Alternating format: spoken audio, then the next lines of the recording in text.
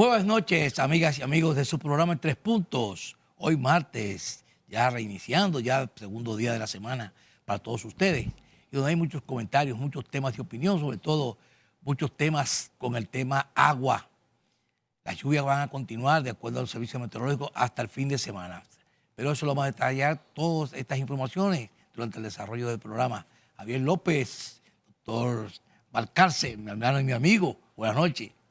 Buenas noches, Flavio. Buenas noches, Nelson. Buenas noches, amigos televidentes. Hoy, martes, tenemos un programa con muchos comentarios y muchas opiniones para todos ustedes. Bienvenido a su programa En Tres Puntos. Gracias, Javier. Buenas noches a ti. Buenas noches a mi hermano y amigo Flavio Gutiérrez. Buenas noches al país, que noche tras noche, a esta hora tan especial de la noche, pues nos permite entrar a sus hogares y llevarles las últimas y más fidedignas de las informaciones. Pero como siempre, ustedes me van a permitir que Flavio Gutiérrez sea la voz principal del programa. Así es, gracias, mi hermano Nelson Valcarce. Un saludo a todos nuestros amigos televidentes y todo lo que se encuentra aquí en el país y allá. Siempre nos siguen, nos dan informaciones de que están viendo el programa en los Estados Unidos y otros puntos del mundo que también nos localizan y nos dejan saber que están en comunicación y en contacto con nosotros. A todos ustedes, muchísimas gracias por seguirnos. Mire, hay un tema que es la reforma fiscal. Ese tema es el tema de programas, es el tema de discusión, es el tema de opinión, es el tema de divergencia incluso. Entonces, la reforma fiscal que se prevé que ya está en un proceso porque el presidente de la República, el licenciado Luis Rodolfo Abinader, dio a señalar en la semanal del lunes de que realmente se está trabajando en eso y que se están dando todos los puntos, un grupo de trabajo para que esa reforma después pase a ser consensuada con los diferentes sectores, porque siempre lo ha dicho desde su principio. Y hizo un comentario que él le presentó ya a Abel Martínez, algunos de los puntos que él quiere tratar, sobre todo en las reformas sociales. La reforma de salud, que es un punto que lo tiene bien claro, la reforma en la parte salarial. ¿Sabe que la parte salarial, el Estado es el que paga o tiene menor salario en el punto mínimo, ¿no? Que son unos... El último quintil. El último quintil, 10,000 pesos y la canasta familiar anda por, en la clase de abajo, 26,000 mínimo y 42,000, 45,000 está en el punto más alto. Entonces, imagínense ustedes, de 10,000 pesos para salario mínimo en el sector gubernamental es muy, muy bajo. Naturalmente el sector privado ya tiene otras condiciones porque el sector privado ha hecho los ajustes de acuerdo a la inflación de manera anualizada y esto ha permitido que tengan mejoras salariales en ese sector con las grandes empresas sobre todo, pero también con las mínimas también, con las pequeñas, la MIPYME, la PYME ha tenido también buen manejo para que tengan un salario más o menos adecuado. El hecho es que en esa reforma que se está tratando de manejar, que está obligado a hacerlo el Estado Dominicano, el gobierno dominicano, está obligado a hacerla porque no se le puede dar más tiempo. Uno de los puntos que dio a conocer el presidente precisamente en la semanal es que se necesitan los ingresos para la sostenibilidad económica. Y la sostenibilidad económica es precisamente buscar ingresos para poder cumplir con las deudas, cumplir con los compromisos y cumplir con todo lo que sería el desarrollo del país.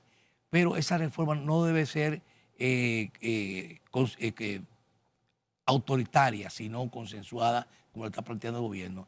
Y tiene todos los mecanismos para poder hacer, si quisiera hacer una reforma a su medida, pero no es el momento ni tampoco es la intención. El hecho es que una reforma integral, una reforma que se pueda buscar, que todos los sectores, sobre todo los sectores que más puedan aportar, y que la clase de abajo, la clase que realmente tiene las necesidades, puedan ser las menos sacrificadas, que siempre se le busca la vuelta porque tienen planes sociales y planes de ayuda que les permite a esta clase no sufrir los embates de una reforma fiscal. Ahora, clase media es la que hay que ver porque es la que siempre está como el jamón del sándwich, que soporta todos los impactos, todos los vendavales y tiene los grandes problemas porque realmente tiene que pagar la java a todo lo que sean los sacrificios fiscales. Y es un punto que hay que ponerlo en la mesa porque realmente esa reforma va a venir va a venir fuerte, porque hay muchas situaciones de buscar el dinero para obtener esta sostenibilidad y se necesita quitar muchas exenciones, muchas exoneraciones y muchos privilegios. No necesariamente tiene que ser que se vaya a atacar a un sector, sino hacer una revisión de aquellos que ya han tenido un proceso de desarrollo en sus empresas y tienen exenciones, pues revisarla. Es una revisión. Y aquellos que tienen otras exenciones, que quizás han vivido todo el tiempo ese momento de bonanza, pues que ya automáticamente tengan la misma bondad de decir está bueno ya, porque hay sectores que sí necesitan también ser desarrollados. Es un punto clave que hay ahora para lo que va a ser esta reforma que se avecina. Yo entiendo, Flavio, que la reforma fiscal, todos los partidos políticos, todos están de acuerdo en principio. Pero hay una sola diferencia, que ellos quisieran estar en el gobierno para ellos aplicar esa reforma fiscal. Pero aquí todos no pueden estar en el gobierno. Entonces es un gobierno que tiene que aplicar esa reforma fiscal. Y no es de ahora que se está hablando de reforma fiscal. Se está hablando de reforma fiscal en los últimos 25 años, 24 años, que había que hacer una reforma fiscal. Las pequeñas reformas que se han hecho, o las reformas que se han hecho, siempre se han tildado de que han sido parches fiscales, que es buscando aumentar los ingresos y tapando la situación real.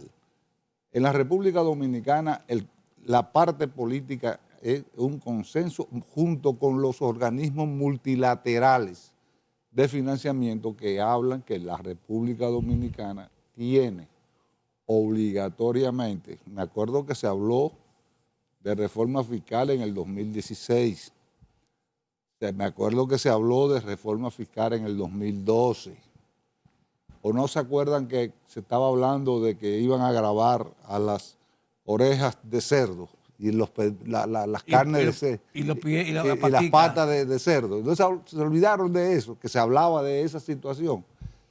En este momento lo que yo entiendo es que estamos todos contestes de que hay que realizar la reforma fiscal. Ahora, es bueno discutirla, es bueno que todos los sectores se aboquen a analizarla, verla, comentarla y aprobarla. Porque con este poder que el pueblo le ha dado al gobierno central en este último proceso electoral, el que no se monte en el tren se va a caer. Le va a pasar el tren por el lado. Y hay un poder que puede aprobar todo eso sin consenso, sin ningún tipo de opinión. Puede ser aplastante. No, aplastante, porque si en estos momentos las grandes decisiones hay que tomarlas ya. No podemos darle el lujo de darle más larga a la situación. En términos fiscales hay que hacerlo. Y el sector que más se haya beneficiado, no sé cuál, en los últimos 30 años, y ya es un sector maduro, pues yo estoy de acuerdo que se le quite las exenciones. No necesariamente vamos a hablar de aumento impositivo, puede ser redistribución de... la exención de los beneficios. Claro, o sea, redistribución. Sí. Nelson, dale. No, está bien. No, dale. No, yo nada más te quiero decir que me sorprendiste dándome la palabra así. No, pues te lo tengo que dar, me está haciendo señas. Te quiero decir que lo que yo considero que el gobierno debe hacer, lo que el gobierno considere que más beneficia a la población. Ahora, nadie está obligado a participar en una reforma si así no lo quiere. Yo creo que el gobierno debe negociar con los partidos políticos, con la sociedad civil, con las instituciones, pero si hay un partido que en un momento determinado no se encuentra a gusto tomando una decisión, como tú muy bien dices, el gobierno tiene la mayoría suficiente para tomar, tanto en la Cámara de Diputados como en el Senado de la República, la decisión que considere pertinente, y aquellos que no estén se quedarán fuera y en el mañana se verán si fue lo correcto o lo incorrecto lo que se hizo. Vamos a irnos a nuestra primera pausa comercial para continuar hablando de este tema, porque este es un tema que ya se está convirtiendo en espinoso y es un tema que realmente necesita el consenso de todos, porque es un tema que sí debe ir a discusión, debe ser escuchado la opinión de cada quien para que los sectores que tienen algunas situaciones puedan expresarse, o si le falta alguna situación también decirlo. Pero vámonos a la pausa y después regresamos con el tema.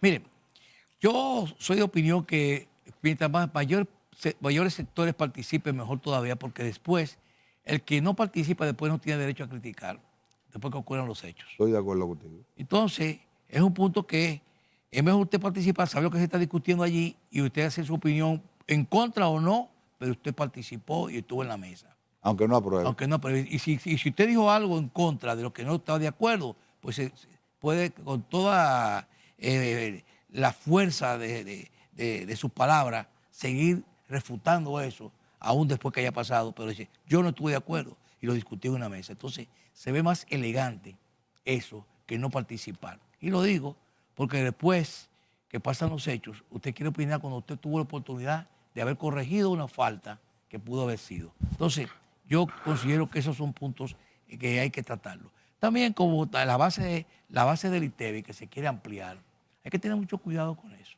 porque eso sí afecta al sector de desposeídos, se amplía la base del ITEVI. Entonces son de los puntos de discusión que se están tomando en cuenta y hay muchos sectores que cada quien no quiere que le toquen.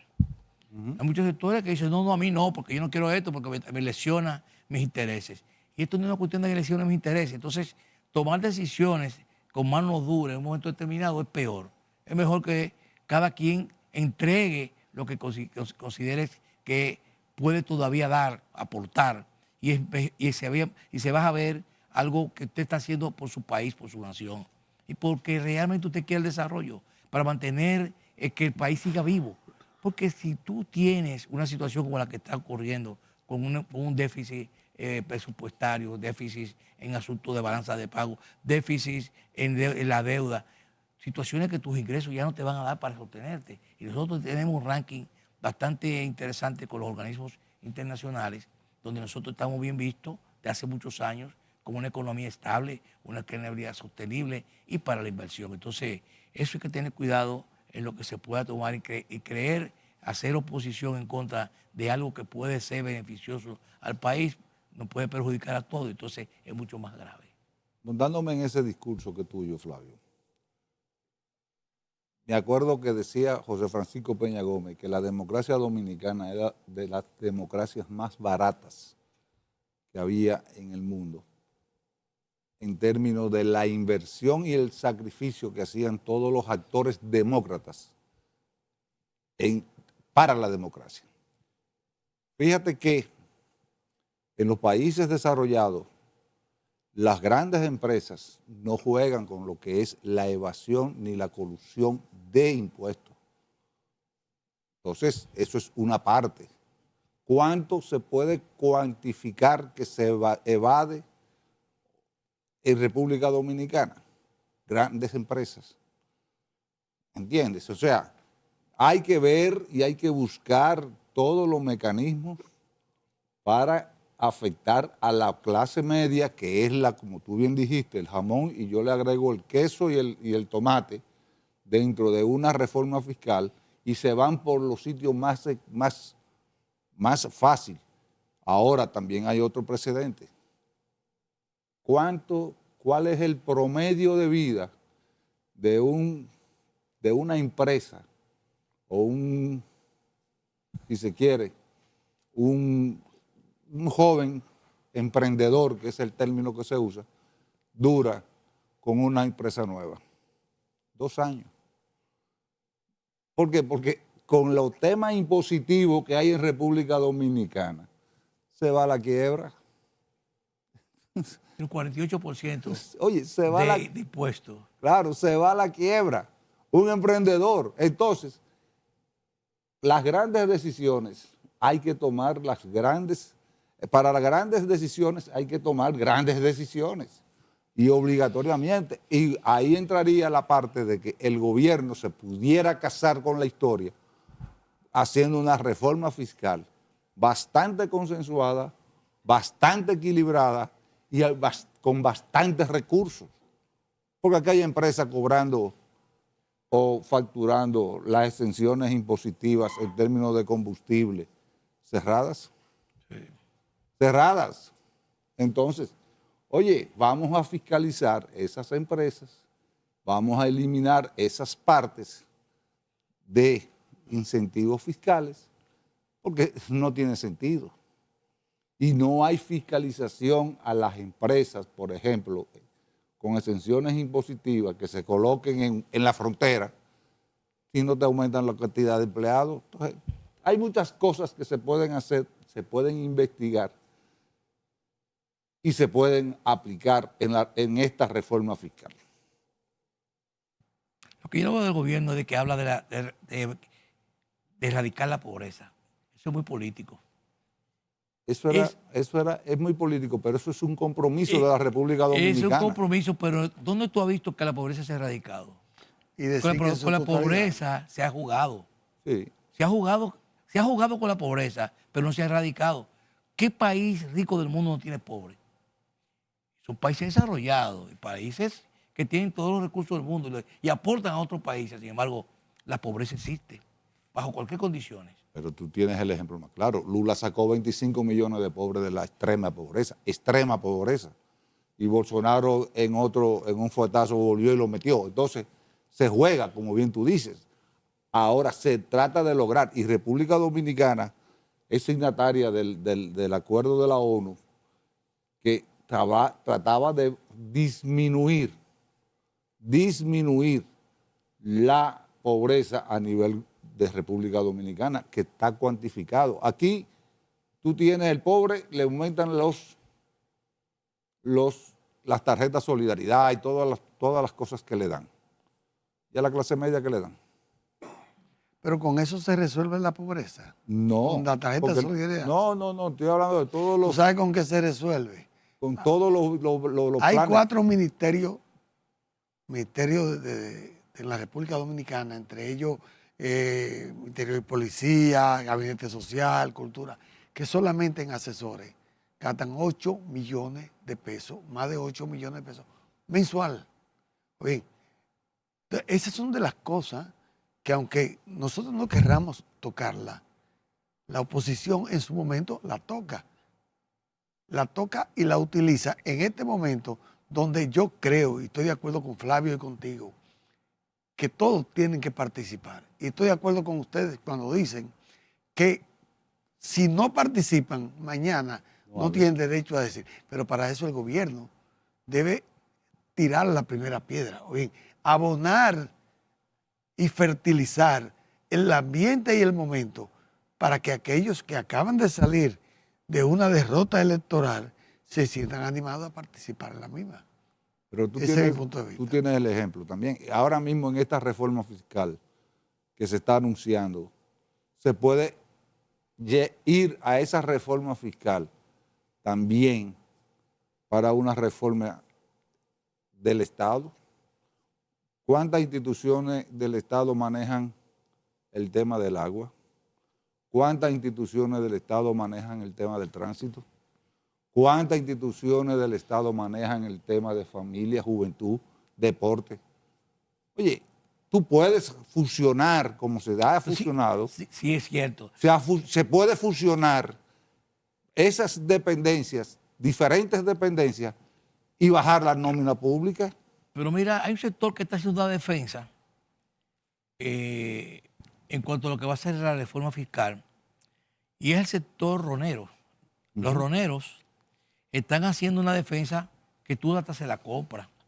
Y tiene gente bastante interesante ahí. Por ejemplo, tú tienes a Magín Díaz, que fue el director de Puestos Internos. Tienes a Cícera Almanza, que es una experta en asuntos de defensa, lo que sería, porque tuvo la Asociación de Industria y conoce muy bien las leyes, conoce muy bien las instituciones y conoce muy bien por dónde saber discutir los temas.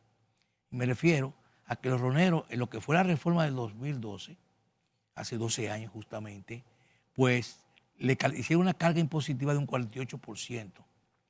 Esa carga impositiva lo que hizo fue disminuir los ingresos del Estado. Claro. Pero ¿qué trajo esa carga impositiva?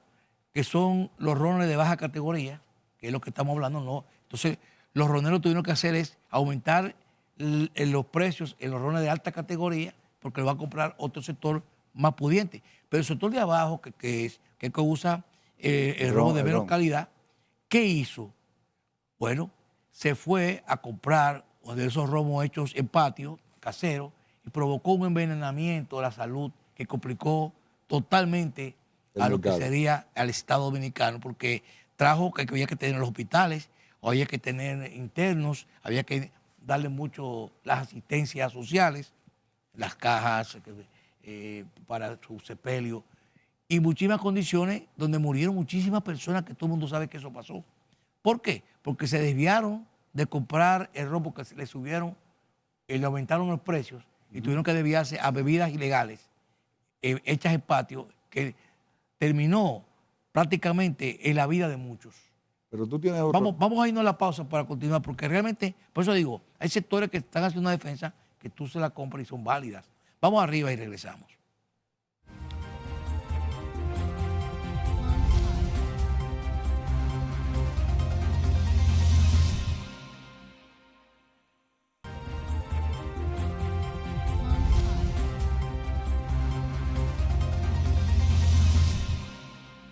Bien, ya de regreso aquí a la mesa de los comentarios, y decíamos que de la defensa que están haciendo los romeros, los fabricantes de ron, por decir su representación, y están discutiendo, están diciendo, yo no puedo ahora mismo entrar en una reforma fiscal porque hemos bajado nuestros ingresos. De estar en 20 y tanto de beneficios, están bajo un 9.96, un 10%, por debajo de lo que fue del 2012 a la fecha. O sea, que le ha hecho daño a los ingresos del Estado. Mira, aquí hubo un gobierno en la década de los 90 que hizo una reforma fiscal y aumentó la presión tributaria a todos los vicios, entiéndase ron, cigarrillo, cerveza, todos. La aumentó de forma bárbara. ¿Y qué pasó?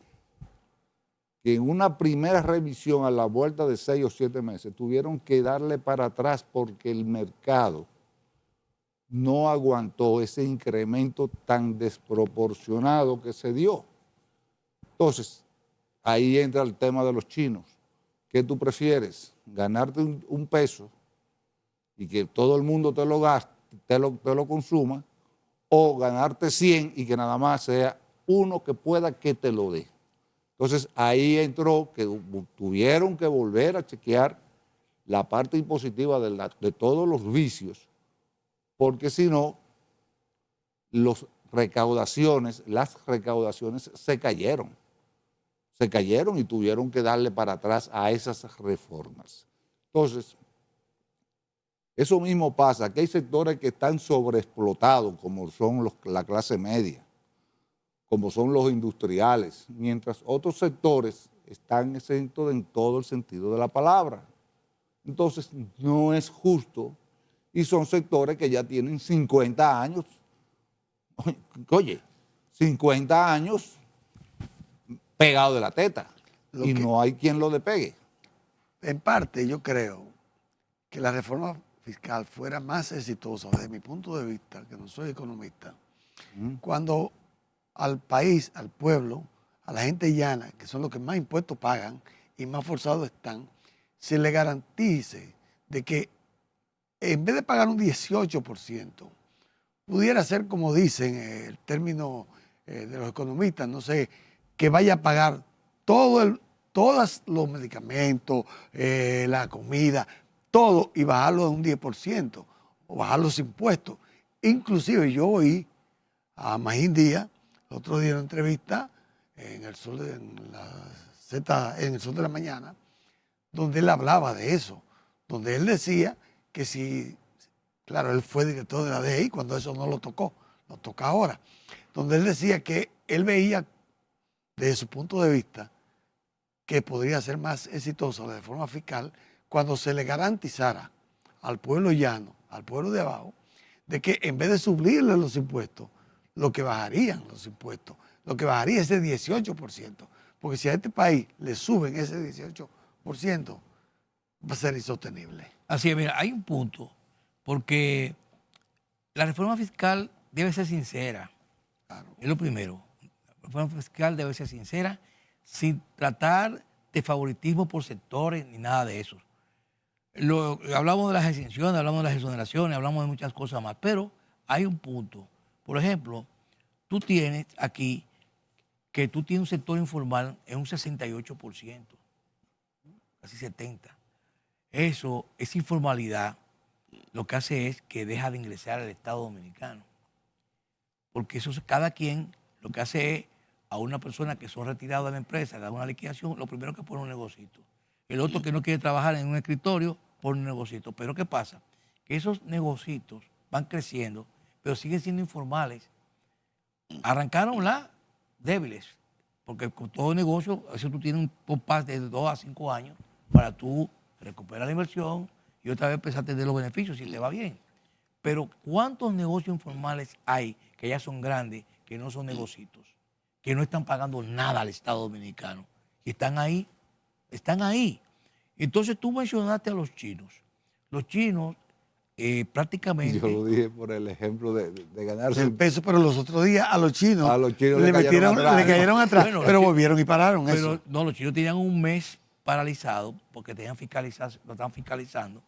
Y esa fiscalización, ellos pagaron deudas y compromisos que tenían con el gobierno porque no estaban pagando nada y tenían situaciones con aduana. Fue fiscalizado por aduana y por la Puerto DGI. Rico. Ujú. Entonces, ¿qué pasa con este sector?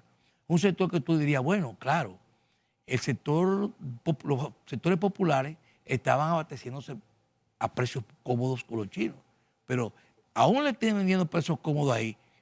¿Qué estaba pasando ahí?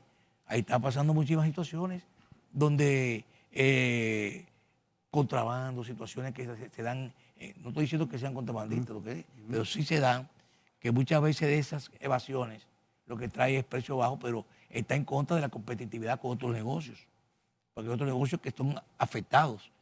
Y esto hay que regularizarlo sin pensar quién es ni a quién ni con quién tú estás vendiendo. Entonces, aquí la evasión y el sector informal debe estar bien capitalizado en esa reforma, porque de ahí que tú vas a tener que los ingresos reales que tú vas a tener para hacer el gasto que necesita el gobierno es buscando esos sectores que están ahí, sueltos. Yo estoy de acuerdo contigo, pero hay un detalle.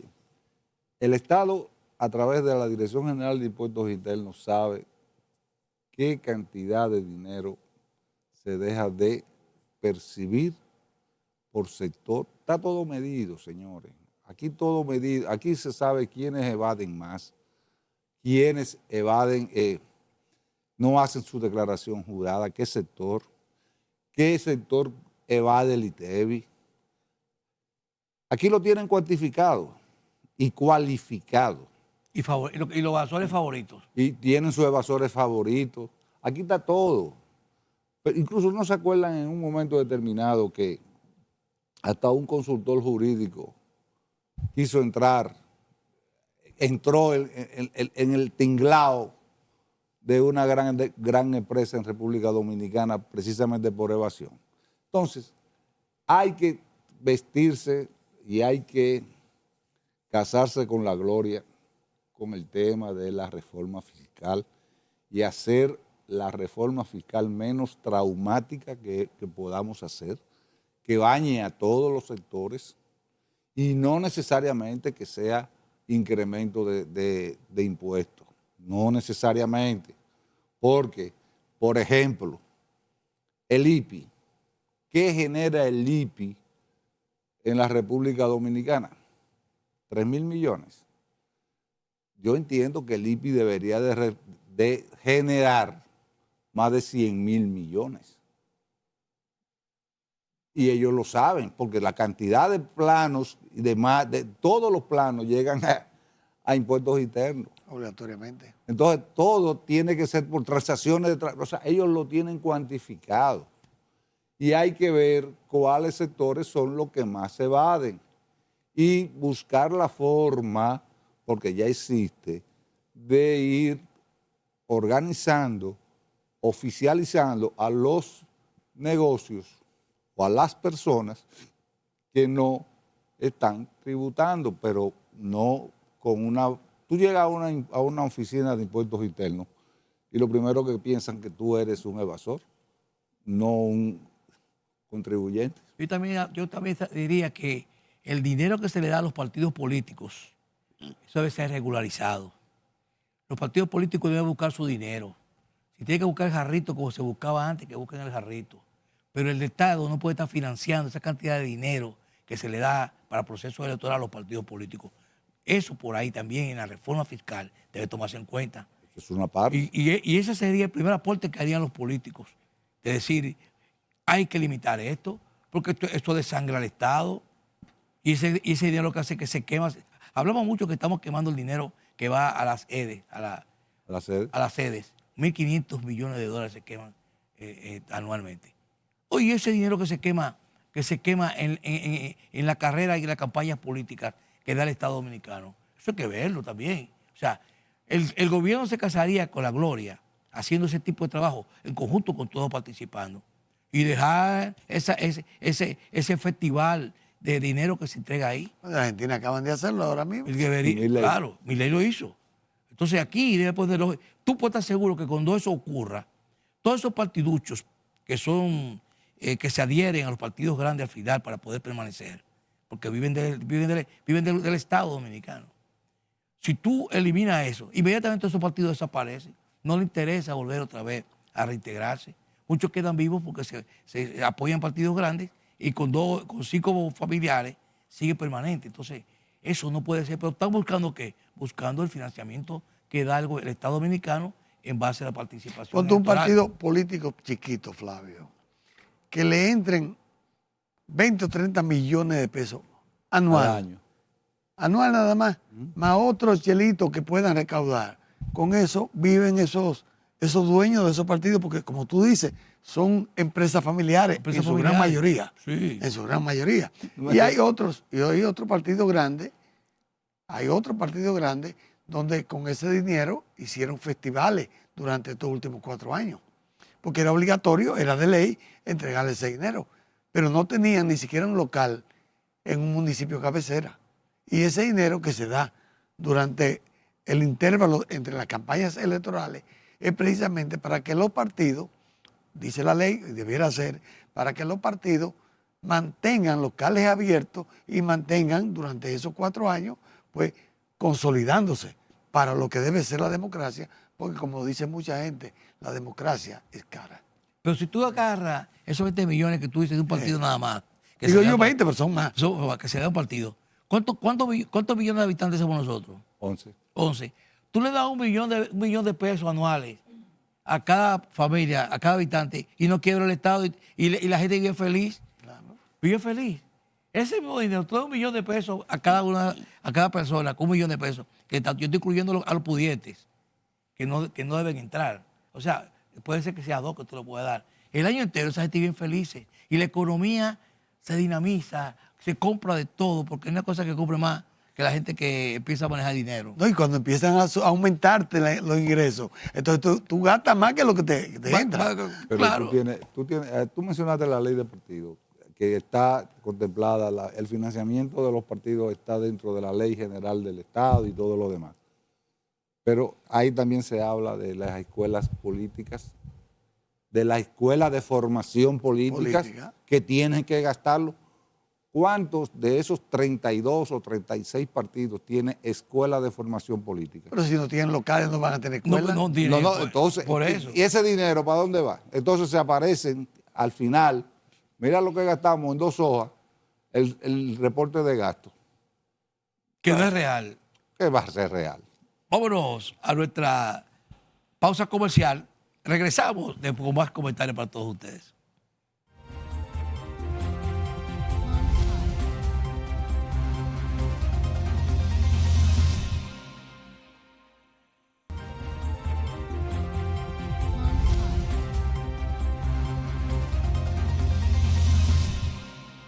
Bien, ya de regreso aquí en la mesa de las conversaciones y van nuestros comentarios.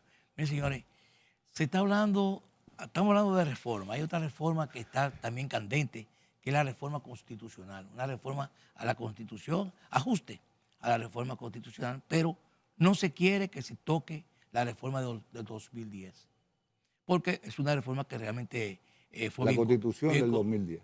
Es la Constitución 2010. Una Constitución que solamente se compara con la del año 63, que fue la del profesor Juan Bosch. Esa es una constitución que ha sido bien elogiada, todo el mundo estuvo de acuerdo. El doctor Leonel Fernández participó, que fue un ejecutor de esa reforma en su momento, cuando le tocó hacerla, y esa reforma no se quiere que se toque. Bueno, el hecho es que muchos están hablando de eliminación del voto obligatorio, que sea obligatorio el voto. Entonces ya hay juristas, hay legisladores que ya entraron en el proceso de discusión, porque dice que en el artículo, creo que el 208, indica que dice que está en la Constitución de la República, que dice que nadie está obligado a votar su derecho, como derecho. Entonces, si tú no estás obligado, no te pueden venir a ti y ponerte que si tú no votas te van a quitar los planes sociales para la gente que le dan planes sociales, que tienen alguna situación de sacar una cédula, de sacar un documento. Entonces lo limitaría su derecho, que sería inconstitucional. Porque la Constitución, su derecho. Claro. Entonces le castrarían su derecho. Entonces es un tema que está en discusión, porque realmente ya se expresó Radamés Jiménez, que dijo que si tocan la Constitución se va a la calle con mucha fuerza. Entonces, todo eso ya empiezan a desviar el tema de la reforma, que es lo que debe ser el tema principal. Entonces va una reforma constitucional, le quita lucidez a lo que estamos tratando en la noche, cuando empezamos la noche, porque ya se desvía la atención, entonces le quita fuerza a algo que el gobierno está obligado a hacer, que es la reforma y no la reforma constitucional. Claro, es que hay una situación. Yo te oigo exponiendo a ti, Javier, el tema de la reforma, y ambos manejan bien este tema, pero yo te voy a decir, el gobierno, ¿qué necesidad tiene en este momento, donde está buscando que todos los sectores se combinen con el gobierno y junto con el gobierno hagan una modificación, una reforma fiscal? ¿Por qué tenemos que hablar, acabando de salir de las elecciones, de reforma a nuestra Constitución? Exacto. Bien, cuando di que ponerle candado a la reelección, ahí está. Dentro de la Constitución de la República habla muy claro que hay que hacer un referéndum, que hay que hacer una serie de cosas para poder hacer eso. Habla de la independencia de los magistrados de la Procuraduría General de la República. ¿Para qué meternos en eso ahora? Vamos a lo más importante. Cuando el gobierno busque y llegue a entender que lo más importante, como tú dices, es la reforma fiscal, y no solamente la reforma fiscal, la reforma de salud, la reforma de Seguridad social. Sí, porque eso arrastra todo. Lo arrastra todo. Entonces, ¿por qué vamos a meternos también en el asunto constitucional? Y eso es lo que entonces puede traer que hayan los enfrentamientos políticos que, como tú muy bien decías en principio, acabamos de salir de un año y tanto de campañas electorales. Los partidos políticos deben dejar que el país tome un respiro, pero el mayor contribuyente a que eso se dé debe ser el gobierno, que es la primera figura, el presidente de la República, es la primera figura de la República Dominicana. Pero hay un detalle, y es, ustedes mencionan la Constitución del 2010, que ya fue modificada por la del 2015, aunque solamente le agregaron otra solita. Nada más un cosa, pero ya. Fue tocada. Es modificada. Ya esa es la del 15. La Constitución del 2010 todavía le faltan, a esta altura del juego, 14 años después de aprobada dicha ley, más de 50 reglamentos y leyes para ser vigente en plena capacidad. No es posible que nosotros tengamos 15 años después con un faltante de más de 50 leyes y reglamentos. O sea, esta Constitución del 2010 no está plena todavía ejecutándose en la República Dominicana. Entonces, ¿qué entra ahí? La lucha de intereses, el bloqueo de intereses para que no se apruebe o los reglamentos o las leyes que le dan mayor vigencia a la ley, a la Constitución del 2010, que todo quede manga con hombro. O sea, yo entiendo que si una Constitución es tan avanzada que sobrepasa, supera por mucho la del 1963 del profesor Juan Bosch, deberíamos de aplicarla completa, buscar la forma de que todos sus reglamentos que dice la misma Constitución, pues se apliquen y se aprueben. Y las leyes que le hacen falta para darle mayor vigencia a la Constitución, que se aprueben y que se discutan. Pero no, es que 14 años después todavía. Sobre todo, mira, se está diciendo de un Ministerio Público Independiente. Eso está en la Constitución. Es posible que tenga un reglamento que y no tenga un se haya reglamento aprobado. para que se hagan ajustes. Pero eso está en la Constitución, en la Constitución de la República. Un Ministerio Público Independiente que se logre. Pero entonces, tú estás discutiendo prácticamente lo que ya existe. Claro. Entonces, esos son los puntos que quizás no tiene esa validez en el sentido de que vamos a focalizarnos en lo que sí necesitamos, una reforma fiscal, que es lo que necesita el apoyo de todos los sectores, y no diluirse en otros temas que quizás no son trascendentales para esa oposición. Pero mira, Flavio, aquí en República Dominicana como país y como buenos países latinoamericanos, porque somos parte de Latinoamérica, orgullosamente, los presidentes comienzan como candidatos a la presidencia. Después que ellos ganan, se convierten en presidentes.